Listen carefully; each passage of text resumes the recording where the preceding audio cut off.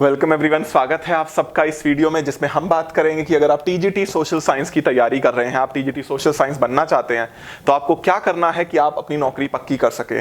बहुत सारे ऑर्गेनाइजेशंस हैं जो कि टीचिंग एग्जाम कंडक्ट कराते हैं और जहां पर टीचिंग जॉब्स मिलती हैं, जैसे कि नवोदय विद्यालय है, एकलव्य स्कूल है, DSSB है, एटॉमिक एनर्जी एजुकेशन सोसाइटी और अब केंद्रीय विद्यालय भी। इन सब में टीजीटी सोशल साइंस में सोशल साइंस सब्जेक्ट आता है और अगर किसी में नहीं आता था जैसे कि केंद्रीय विद्यालय में तो आगे आएगा, चांसेस यही हैं। तो आप अगर तैयारी कर रहे हैं तो आप एक सिंगल स्ट्रैटेजी से इन सभी ऑर्गेनाइजेशंस की तैयारी कर सकते हैं सोशल साइंस पार्ट की, और आपको अलग अलग बहुत ज्यादा तैयारी नहीं करनी पड़ेगी। बट आपको कुछ चीजों का ध्यान रखना पड़ेगा। तो आपको पता होना चाहिए कि सोशल साइंस का सिलेबस क्या है, आपको पता होना चाहिए कि कौन सी बुक से आपको थ्योरी पढ़नी है और क्वेश्चंस की प्रैक्टिस कहां से करनी है, और स्पेशली आपको पता होना चाहिए कि लोग कौन सी गलतियां करते हैं जो आपको नहीं करनी है। तो अगर आप ये सारी चीजें करेंगे तो आपका सिलेक्शन हो जाएगा। ठीक है, चलिए स्टार्ट करते हैं इस वीडियो को। अगर आप टाइम बचाना चाहते हैं तो स्पीड बढ़ा के देख लीजिए, बट एंड तक देखिएगा वीडियो को ताकि आपका कोई भी इंपॉर्टेंट पॉइंट छूट ना जाए। वीडियो स्टार्ट करने से पहले मैं आपको याद दिला दूं, 2022 आपका गोल्डन ईयर है अगर आप इसको गोल्डन बनाते हो तब। अगर आप इस साल इतनी मेहनत करते हो जितनी आपने जिंदगी में कभी नहीं करी तो 2023 में आपके पास जॉब होगी। बट आपको अपना फोकस बना के रखना होगा, आपको डिस्ट्रैक्ट नहीं होना होगा, आपको अपना ध्यान भटकने से रोकना होगा, आपको मेहनत करनी होगी, तब आपके पास 2023 में जॉब होगी। ठीक है, तो चलिए स्टार्ट करते हैं आज का सेशन। और सबसे पहले बात करते हैं कि सोशल साइंस का सिलेबस क्या है। अगर अलग अलग ऑर्गेनाइजेशन की जो एडवर्टीजमेंट है उनको पढ़ा जाए, जैसे DSSB है, नवोदय विद्यालय है, एकलव्य स्कूल है, तो सबके एडवर्टीजमेंट में सोशल साइंस का या जो सिलेबस लिखा हुआ है वो एक लाइन का लिखा हुआ है, ये class 10 CBSE unrevised syllabus with difficulty level up to 12th। तो कह रहे जो सिलेबस है वो तो क्लास 10 तक का है, बट जो क्वेश्चन आएंगे उनका डिफिकल्टी लेवल 12th क्लास तक का होगा। कहने का मतलब तो यही है कि 12th क्लास तक आपको जितना ज्यादा से ज्यादा हो सके पढ़ना है। बट अगर मैं प्रीवियस पेपर के बेसिस पे एनालिसिस आपसे शेयर करूं तो देखा गया है, और ये एक पेपर के बेसिस पे नहीं है, ये बहुत सारे क्वेश्चन पेपर जितने अलग अलग ऑर्गेनाइजेशंस के हुए हैं सबका एवरेज है। देखा गया कि 9th और 10th क्लास से लगभग 35 से 40 क्वेश्चन आते हैं। देखा गया कि 11th और 12th क्लास से लगभग 45 to 50 क्वेश्चन आते हैं। देखा गया ग्रेजुएशन से भी कुछ क्वेश्चन आ जाते हैं बट कम आते हैं मगर। तो ऑन एवरेज ये है, तो आपको पता चल गया कि आपको क्या पढ़ना है ना। ये फिक्स नहीं है, किसी पेपर में कुछ ज्यादा कुछ कम आया है, बट ये एवरेज है। इस एवरेज के बेसिस पे आप मैक्सिमम ऑर्गेनाइजेशन की प्रिपरेशन कर सकते हो, बट सबकी नहीं कर सकते। एक्चुअली प्रॉब्लम क्या है, DSSB एक ऐसी ऑर्गेनाइजेशन है जिस पे भरोसा करना थोड़ा मुश्किल है। इनके प्रीवियस पेपर के बेसिस पे हम कह सकते हैं कुछ कुछ क्वेश्चन पेपर ऐसे आए थे जिनमें लगभग 80% सिलेबस ग्रेजुएशन से भरा हुआ था, 80% क्वेश्चन। बट कुछ ऐसे आए थे जिनमें लगभग 80% क्वेश्चन सिर्फ 9th और 10th से भरे हुए थे। तो DSSB एक ऐसी ऑर्गेनाइजेशन है जिस पे भरोसा करना थोड़ा मुश्किल है, मतलब अगले पेपर में वो क्या दे दे ज्यादा नहीं कह सकते। But Navodaya Vidyalaya, atomic energy education society, Eklavya school, इनके ऊपर आप भरोसा कर सकते हो। ये वो हैं जो कि लगभग इसी को फॉलो करेंगे कि लगभग 40 क्वेश्चन, लगभग 50 क्वेश्चन 9-10 से, लगभग 40 या 50 क्वेश्चन लगभग 11-12 से, और ग्रेजुएशन से लगभग 10 क्वेश्चन, है ना। तो इन सब ऑर्गेनाइजेशंस पे आप भरोसा कर सकते हो। अब जैसे मैं बात करूं प्रीवियस पेपर की, तो अगर आपने प्रीवियस पेपर नहीं देखे, आप देखना चाहते हो, नीचे डिस्क्रिप्शन में टेलीग्राम चैनल का लिंक है। उसके अंदर जैसे ही हम ये वीडियो का लिंक पोस्ट करेंगे उसके ठीक नीचे हम प्रीवियस पेपर का लिंक भी पोस्ट कर देंगे। वहां से आप प्रीवियस पेपर निकाल सकते हो जितने भी हमें स्टूडेंट से मिले, और आप उनके बेसिस पे देखोगे कि जो हमने आपको एनालिसिस बताया ऑन एवरेज ये ट्रू है। तो आपको सिलेबस नहीं है रिटन फॉर्म में, बट आपको इससे आइडिया लग जाएगा कि आपको किस चीज की प्रिपरेशन करनी है। ठीक है, तो चलिए बात करते हैं प्रिपरेशन करने की, कौन सी बुक से आपको पढ़ना है और टेस्ट सीरीज या हम बोले क्वेश्चंस की प्रैक्टिस कहां से करनी है। तो बुक तो सबको पता ही है, NCERT की किताबें आपको पढ़नी है, और NCERT की छोटी क्लासेस की किताबें नहीं पढ़नी। अगर मैं बात करूं, आपको 9th 10th की जो 8 किताबें हैं, economics, history, geography, political science, और दोनों क्लासेस की, वो अच्छे से बिल्कुल रट लेनी है।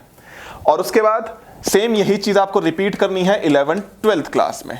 हालांकि 11th 12th में और ज्यादा बुक्स हो जाती हैं, पढ़ना और ज्यादा मुश्किल हो जाता है, बट आपको अपनी तरफ से NCERT बुक्स पढ़नी है, अपने हाथ से नोट्स बनाने हैं। एक और चीज सुनो, आप किसी दूसरे के नोट से ना समझ नहीं सकते, आपको खुद ही बनाने पड़ेंगे। ठीक है, तो 9th से 10th क्लास या हम बोले 9th से 12th क्लास तक की NCERT सारी पढ़ लो, उनके बेसिस पे अपने हाथ से नोट्स बना लो। ठीक है। ग्रेजुएशन करना थोड़ा मुश्किल हो जाता है, ग्रेजुएशन की एक्चुअली टेक्स्ट बुक नहीं होती है, रेफरेंस बुक्स होती हैं। आप चाहो तो उनसे कर सकते हो। सबसे अच्छी रेफरेंस बुक जो होती हैं तो मैं आपको बताऊं वो होती हैं इग्नू की बुक्स। तो अगर आपके पास इग्नू की बुक्स हैं, वैसे तो ऑनलाइन भी मिल जाती हैं वो, उनसे अगर आप पढ़ना चाहो आप पढ़ सकते हो। बट अगर आप 9 to 12 भी कर लोगे, सच बता रहा हूं, अगर आप 9 to 12 पूरी कर लोगे, अपने हाथ से नोट्स बना लोगे, एक एक चीज आपको आती होगी, आपका सिलेक्शन हो जाएगा। इतने सारे कैंडिडेट्स का हुआ है ना। बट लोग कुछ गलतियां भी करते हैं, उनकी भी हम बात करेंगे। गलतियों पे जाने से पहले मैं आपको एक चीज और बता दूं, अगर आप ऑनलाइन प्रैक्टिस करना चाहते हो, ऑनलाइन प्रैक्टिस करना इसलिए जरूरी हो जाता है क्योंकि आजकल सभी के पेपर ऑनलाइन होते हैं, एक रीजन ये है। दूसरा रीजन ये है, ऑनलाइन एक बहुत अच्छा सोर्स और बहुत सस्ता सोर्स अवेलेबल है और आप सब उसको जानते हो, वो है टेक्स्ट बुक। हर प्रिपरेशन करने वाला कैंडिडेट टेक्स्ट बुक को जानता है, हर प्रिपरेशन करने वाला कैंडिडेट टेक्स्ट बुक का ईयरली पास लेकर प्रैक्टिस करता है। तो आपको भी करना चाहिए क्योंकि ऑलमोस्ट हर कोई कर रहा है, पहली चीज ये। बट ये मेन रीजन नहीं है। मेन रीजन ये है, जब आप ऑनलाइन प्रैक्टिस करते हो आप कंपेयर कर पाते हो अपने आप को बाकी स्टूडेंट से। लाइक 1000 स्टूडेंट एक पर्टिकुलर टेस्ट को अटेम्प्ट करते हैं, आपने भी अटेम्प्ट किया, तो आप देख पाओगे कि 1000 स्टूडेंट के कंपैरिजन में आपका क्या रैंक है। मान लीजिए आपका रैंक टॉप 10 में है, तो पढ़ तो आप रहे हो एनसीईआरटी से, आपको कॉन्फिडेंस आएगा ना, अरे वाह, मतलब मेरी प्रिपरेशन अच्छी चल रही है, मैं प्रिपरेशन में सही डायरेक्शन में हूं, तभी तो मेरा टॉप 10 में रैंक आ रहा है। बट अगर आपका रैंक बहुत पीछे है, लाइक टॉप 30 में रैंक है आपका, तो आप समझ जाओगे कि अभी मेरे को और मेहनत करने की जरूरत है। तो ऑनलाइन का सबसे बड़ा फायदा यह है कि आप अपनी प्रिपरेशन को कंपेयर कर पाते हो बाकी स्टूडेंट्स की प्रिपरेशन से। दूसरी चीज, अगर आप इनका ईयरली टेस्ट पास लेते हो, जो कि बहुत सस्ता है, सिर्फ 400 रुपए का 1 साल के लिए, आपको बहुत सारे टेस्ट मिलेंगे। ऐसा नहीं कि सिर्फ आपको एक सिंगल टेस्ट मिलेगा, इसमें आपको सोशल साइंस एनसीईआरटी से जो इन्होंने टेस्ट बना रखे हैं, चैप्टर टेस्ट, वो मिलेंगे। एक लव्य स्कूल के टीजीटी सोशल साइंस के जो इन्होंने मॉक टेस्ट बना रखे हैं वो मिलेंगे। DSSS टीजीटी सोशल साइंस के मिलेंगे, यूपी टीजीटी सोशल साइंस के मिलेंगे। एक सिंगल पास पे जितने टेस्ट इनकी ऐप में अवेलेबल हैं आप सारे कर सकते हो। ऐसा कोई और ऑफर नहीं करता है। इसलिए टेक्स्ट बुक का पास, मैंने बोला ना, हर स्टूडेंट के पास है। हर स्टूडेंट जो प्रिपरेशन कर रहा है वो टेक्स्ट बुक पास से प्रैक्टिस जरूर करता है। तो आप भी लीजिए, आप भी कीजिए, मगर आपको 400 रुपए भी पे करने की जरूरत नहीं है। आप अगर लेंगे और ये मेरा डिस्काउंट कूपन लगा देंगे, आपको 40 रुपए का डिस्काउंट हो जाएगा 10% का 400 रुपए में से।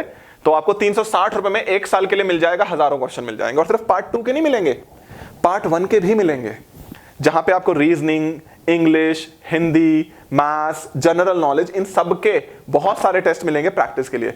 तो 360 रुपए के एक सिंगल ईयरली पास पे आपको इतनी प्रैक्टिस करने को मिलेगी, जो कि इनफ है। सोशल साइंस के साथ एक ये प्रॉब्लम है कि सोशल साइंस की ना एमसीक्यू की बुक बहुत इजीली नहीं मिलती। जैसे मैथ्स वालों को ये कोई प्रॉब्लम नहीं आती, साइंस वालों को भी प्रॉब्लम नहीं आती, उनके एमसीक्यू बहुत इजीली अवेलेबल है क्योंकि उनमें ओलंपियाड एग्जाम होते हैं और कॉलेज एंट्रेंस एग्जाम होते हैं। बट सोशल साइंस के साथ ऐसा नहीं है। सोशल साइंस के साथ ये प्रॉब्लम है कि बहुत rarely multiple choice question available हैं और इसलिए आपको ये सोर्स से अच्छा और कोई सोर्स नहीं मिलेगा प्रैक्टिस के लिए। तो आप टेक्स्ट बुक का ईयरली पास ले लीजिए। डिस्काउंट का भी कूपन मैंने बता दिया है, महंगा तो वैसे भी नहीं है, आप चाहे तो 400 रुपए में ले लीजिए बिना डिस्काउंट के, बट प्रैक्टिस करने के लिए इससे प्रैक्टिस कीजिए, ठीक है, आपको बहुत फायदा होगा। एनसीईआरटी से पढ़िए, यहां से प्रैक्टिस कीजिए, आपका सोशल साइंस बेस्ट रेडी हो रहा है। ये मतलब समझिए कि बेस्ट रेडी करने का तरीका यही है, थ्योरी पढ़िए, प्रैक्टिस कीजिए क्वेश्चंस की, ठीक है। आई होप आपको समझ में आया होगा। एक चीज आप और कर सकते हैं जो कि मैं सजेस्ट करता हूं लोगों को, अगर आप ऐसा कर पाए, वैसे तो कम लोग सोशल साइंस की ट्यूशन पढ़ते हैं, बट अगर आपको मिल रही है सोशल साइंस ट्यूशन पढ़ाने को, पढ़ाइए। हम जब खुद पढ़ते हैं और हम जब किसी दूसरे को पढ़ाते हैं, तो उसमें हम जब दूसरे को पढ़ाते हैं तो ज्यादा अच्छा सीखते हैं। तो अगर आप दूसरे को ट्यूशन पढ़ाएंगे, उसमें आप ज्यादा अच्छे से सीखेंगे, आपको कॉन्सेप्ट ज्यादा अच्छे से याद रह पाएंगे। तो मैं सभी उन कैंडिडेट्स को जो कि टीजीटी सोशल साइंस की तैयारी कर रहे हैं, अगर उनको ट्यूशन पढ़ाने को मिल रही है, प्लीज पढ़ाइए, आपको फायदा ही होगा, आपको नुकसान नहीं होगा, ठीक है। तो आप पढ़ाइए, ये बाकी सजेशन आपका मन है मानिए। और इलीगल भी नहीं है, अभी आपकी जॉब नहीं लगी तो इलीगल भी नहीं है ट्यूशन पढ़ाना, पढ़ाइए, क्या दिक्कत है, ठीक है। अब बात करते हैं सबसे इंपॉर्टेंट चीज की कि आपको क्या गलतियां नहीं करनी है। कुछ गलतियां ऐसी हैं जो लोग करते हैं, लोग समझते नहीं, अपने एक्सपीरियंस की कमी की वजह से गलतियां करते हैं, कुछ लोग ओवर कॉन्फिडेंस में गलतियां करते हैं। तो आपको ये गलतियां नहीं करनी है। क्या गलतियां करते हैं लोग? पहली चीज आपको ये समझना है कि प्रैक्टिकल रहने में ही फायदा है, आइडियलिस्टिक मत बनिए। आइडियलिस्टिक का मतलब आप ये समझिए कि आप कंप्लीट सब्जेक्ट सिलेबस करके नहीं जा सकते, क्योंकि सिलेबस है ही इतना सारा। 9th से 12th क्लास की ही किताबें लगभग 20 हैं, 20 ज्यादा ही है, 20 से तो लगभग 20 किताबें आपको पढ़नी है, नोट्स बनाने हैं, ठीक है। उसके बाद ग्रेजुएशन के भी कुछ क्वेश्चन आएंगे।